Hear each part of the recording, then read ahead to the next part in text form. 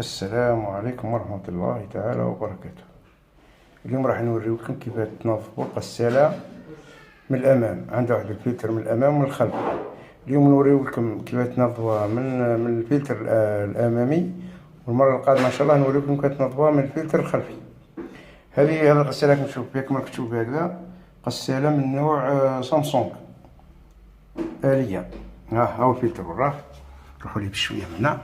اهو نجيبو حاجه هكذا نبغى نفتحو كيما انا لاحظت بلي الملعقه تفتحها ما شاء الله. ها هو راه بشويه.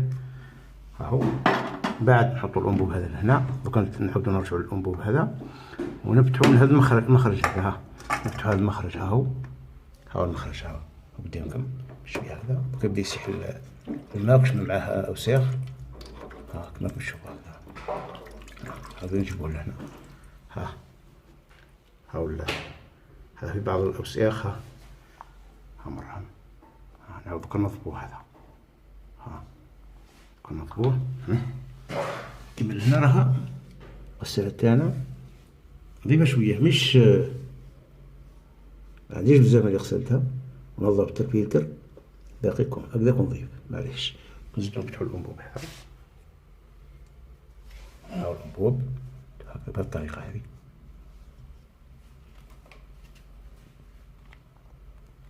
بهاد الطريقة. صبروا لي دقيقة برك.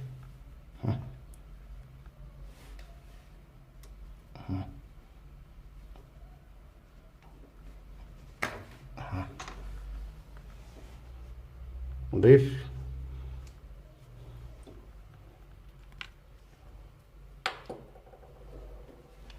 ما فيه والو.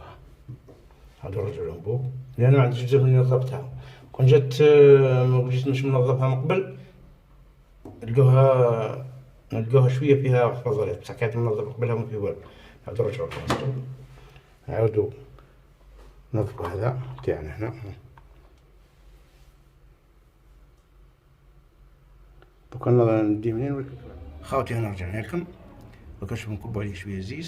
ها هو الفلتر نظفتو المره اللي فاتت عليها مش مصير. بعد شويه كامل الطريقة. دشيتها من هنا بشويه هذا. بعد نطلقو عليه هنا.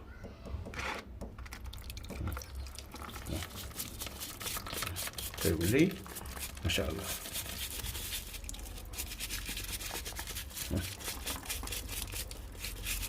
شويه نتبعوه كيما راكم تشوفوا. لا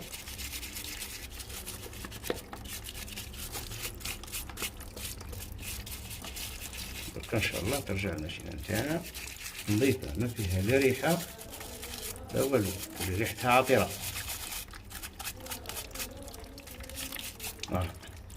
كذا تكب عليه شويه ماء مليح. دوكا نوريكم كيفاش نزيدو نركبو ونسكرو كلشي. هاكا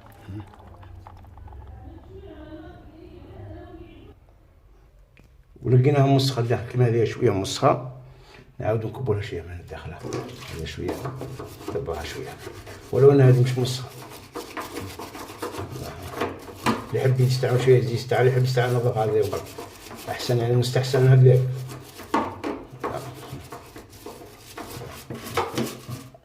شوفوا الطريقه يعني.